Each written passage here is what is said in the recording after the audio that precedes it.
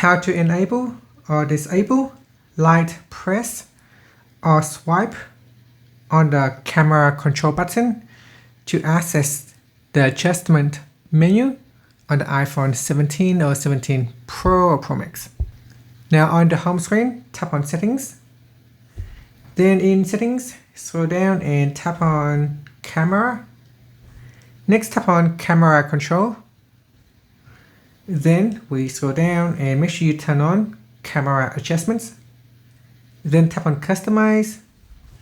In here, tap on the light press toggle button to turn it on or off, as well as the swipe to turn it on or off.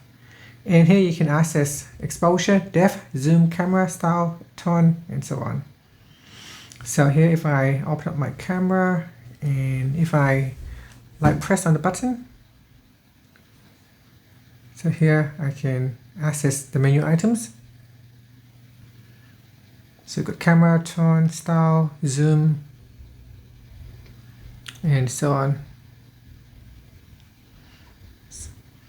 So here we can swipe across. And that's it.